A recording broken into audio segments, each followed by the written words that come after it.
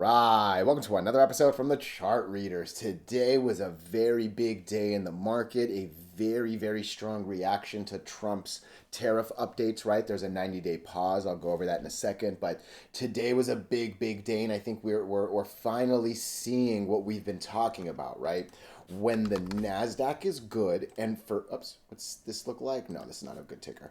When the NASDAQ is good, all right, everything does well. When S&P 500 is good, everything does well. And good to me always means over all the moving averages, right? So it is looking nice on the daily. I think it is looking nice on the weekly. We still need to confirm both, right? So there's a niceness to a single day, but we need more than a single day, right? But this is the sign that we were looking for, right? So I had a couple of people ask me, hey, do I feel bad that I was so negative and bearish even though things were starting to recover the last few weeks? Look, my honest answer is actually no. You know, knock on wood, I jumped out of the inverses relatively on time. I'm not going to say it was perfect, but overall, I don't mind.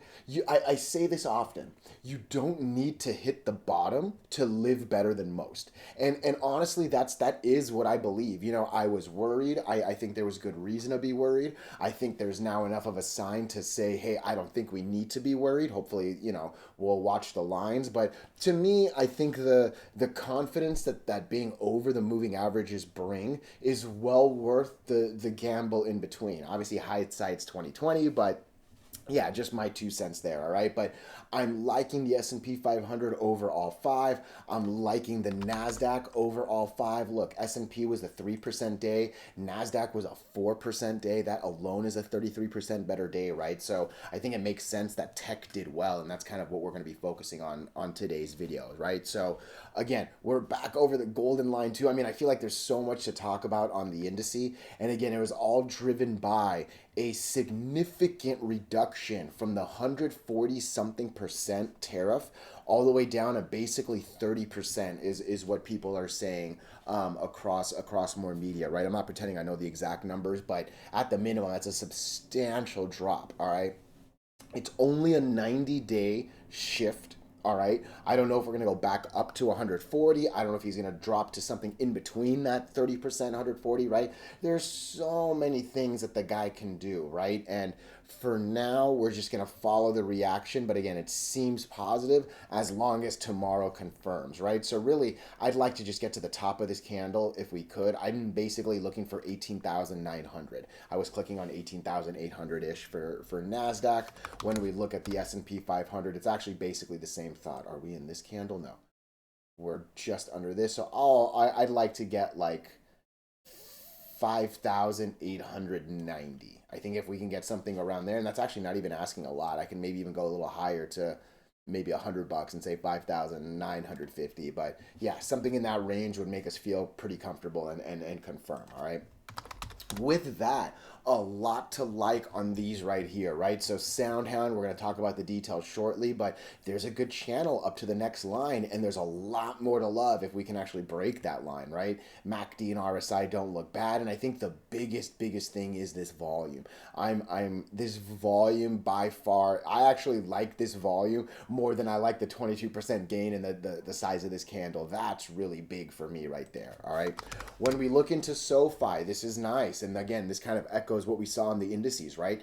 This is over all five. It's obviously only a doji, so not really the strongest of candles, but we saw the same gap up. And hey, there's a lot of room between here and 16 with a lot of red, green, and red right behind it, right? So not as big a volume. I think that's something just worth noting. But hey, at the minimum, we are over the white line, and we've been pretty much living at that white line with more good than bad volume. So overall, not too bad. But yeah, SoundHound definitely has the better volume right there. Normally, I do KULR as my third one, and I think I'm still gonna look at KULR. I'm probably also gonna look at MVST, Microvast Holdings. All right. Oh, did you already go? Oh, this thing's starting to take off after hours. Look at that. So this one had earnings. It looks like the early reaction to earnings is pretty good. And I mean, you can see it. There's a lot of room on this one. So MVST, is definitely worth some eyes. And again, that pop right there that you see looks to be earnings. The reason why I included it with KULR is KULR also has earnings, right? So I thought that they were, nice, interesting. I wanted to cover let's see, right here. Yeah, so I knew KULR was coming up for sure. MVST looks like it's right there. Okay, that makes sense. This one's on Monday and that one's on Thursday. So, yeah, there are a lot of earnings actually as you look at the screenshot. Like LAZR laser, this one moves a lot well with good earnings or bad earnings, right? I mean, there's DDD is another one. Oh, I wonder what DDD did actually. Again, that's not what this point is. We're going to cover the ones that we want, right? But keep KULR in your back pocket. MVST looks like it's making the move. Sound and SOFI are the ones I definitely want to talk some good details about. All right, so before we do go any further and I give you more of my thoughts and opinions, what are we going to do? Same thing we always do, right? We'll take a look at the daily and the weekly to see how these things are setting up short term. We have our 5 moving averages. There are horizontal support and resistance lines that I do draw manually myself. And then when we are done up here, we'll use the MACD, RSI, and volume as our lower indicators.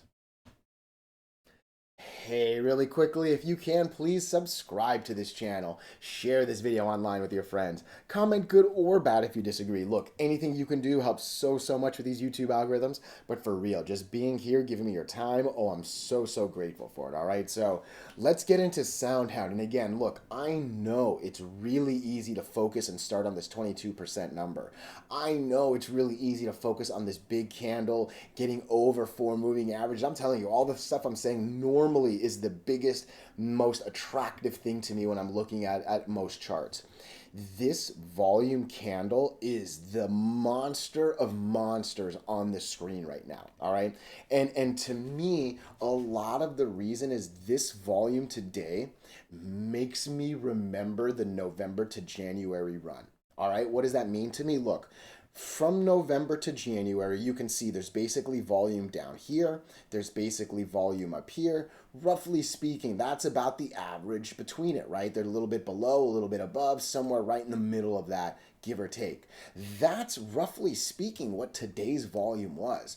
Today's volume, again, no real math, right? I'm just kind of eyeballing things and clicking, right? But this today looks like the average of all these big ones, all these little ones, that 2-month run, you know? And I'm not necessarily here saying we're going to have the same run, nothing like that, but volume is king, right? Volume is queen for the ladies watching this thing. And to make me start to believe SoundHound wants to once again become the volume monster and the volume just juggernaut that it was not that long ago.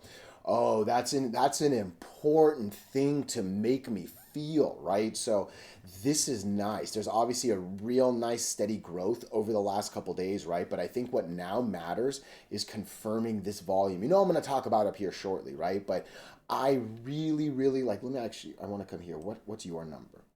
I think 110 million is this volume is actually 108, right? You can see it's 107.7. I need 108 million shares in a 7-hour day. We need a little bit more than 15 million shares per hour. We need to be around 31 million shares by that second hour of trading. If that happens, oh man, the rest up here should take care of itself, right? Because look, I am loving the spacing. I'm loving the channel between where we're at and here, right? My 2 lines were basically that. I remember making the video sometime here, right? But if you can escape all 4, you're going to go up to the 5th one, right? And that's basically where my golden line is. The line itself is actually sitting at like 12.30, right? So maybe we call it 12 bucks. But even adding $1 from this 11 is basically a 10% move right there, right? The big one comes if we can break this 1260, because if you break 1260, you're basically coming at 1530, maybe arguably as high as 1650, but I think I would use that 1530 first. And then if we break 1530, I mean, what, maybe 2222 would be my next number there. So if we run to that, let me just draw those lines. I don't think it's going to be bad to draw them. I think your first one's about there, not bad, 1530.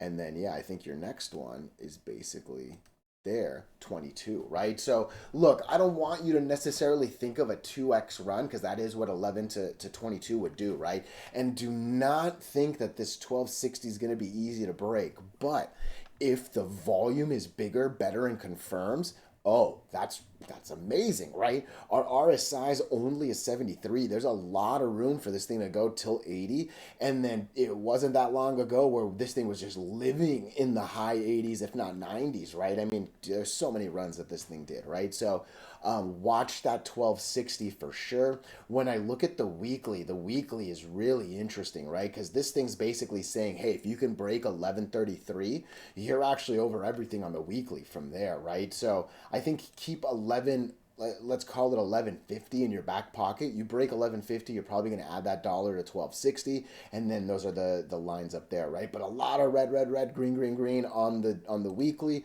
a lot of it on the daily, and yeah, these are shaping up pretty nicely, right? So watch the volume. 31 million shares is what we're looking for.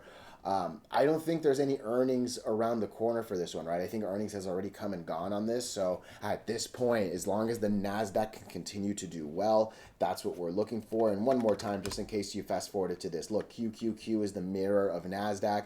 This thing did gap up overall 5 on the daily. This thing did gap up overall 5 on the weekly, right? And that fear of losing the 50 is now becoming the joys of potentially breaking them all and flying, right? So give me one more candle on this. That should bring me the one more candle on this, and then potentially break all 5 and fly, all right? So let me know your thoughts. Let me know your opinions, even if you disagree. The next one I want to look at is SOFI. So I say this often. I feel like SOFI has now become almost a very strong mirror of the S&P 500. I look, I know it bothers some people when I say this, and I do mean this with no offense, but I don't really believe in the technology play as much as a lot of SoFi investors want to, believe. I think to me this is a very brick and mortar bank like most Dow Jones companies. But hey, end of the day, this thing does say technology in the name. They do their best to make themselves more of a NASDAQ focus. That's why I kind of look at the S&P 500. It's that nice little in between of the two major indices, the Dow Jones and the NASDAQ, right? So you can see the doji over all 5 moving averages. That's pretty much what you see across them all, right? That's a nice strong candle on the S&P 500. That's a nice little doji on the NASDAQ. I think you see a little bit of a blend on that with SoFi. Look, you can see that this is a big, strong candle here, right? So to me, it does make sense that that little candle, but it's strong, that little candle, but it's a doji on the NASDAQ and the S&P 500. That makes for the blended little doji, but not bad doji over all the lines that we see here, right? So I think the one thing I said in the opening thoughts that I want to emphasize one more time, I wish the volume was just a little better. All right. And look, my bare requirement is getting over the average volume, right? The average is the C student in a classroom, right? So I'm not asking for a lot by saying just get me over the average. This thing is over, and I would say nicely over in the last few trading days, right? About a week and a half. That's an easy thing to say, right? But when we just looked at SoundHound, right, it's substantially, like we were expecting only 30 million shares, right? 27 to be exact. We actually 3x it today and come to 90, right? So that is a significant, I had to say it 3 times. Truth be told, there was a cat outside and it got my attention, but that's way more than we were expecting here. SoFi, I would say, was just the expected. But I think the easy thing to say is it's easier for this to do better volume than the other one, right? So all I really need is just a little bit more. You give me like 100 million shares, that's only less than a 2x of the average, right? So I don't even need the 3x that we saw with SoFi. Just give me more than today. But yeah, I wish volume was just a little bit bigger. And hey, we saw not that long ago that it actually got that high. So the potential is there. We just need more, right? On the technical side, it's twofold, all right? You can argue that this RSI is a little high at the 79, and look, you know me, right? When you hit an 80 RSI, I at least got to ring a little bit of an alarm bell and say, hey, look at that, right? But I think there's a couple different ways to look at it. Let's go back to this earnings candle. All right. I think there was some good in the earnings because we go from here on Monday's close all the way up here to an open of 14, right? So there was something that the market did like on the earnings. All right. This was pulled down in a lot of ways because of the market, right? I mean, that's actually maybe not a great sentence to say because this actually kept going up since the earnings date. What did NASDAQ do? This actually kept going up since the earnings date. So interesting to see. All right. Interesting to see. Yeah, I see the gap up. We obviously closed down here and then we relatively stay flat. Interesting. Let me know what you thought of the earnings. You know, I don't know a lot of details on fundamental stuff like earnings, but I at least, again, I see good because we closed here on Monday down here around 13 something and then we open all the way up here at 14. That gap up had to be because of something. It wasn't the market. To me, it was something about the earnings, but um, interesting. Yeah, let me know your thoughts there, okay?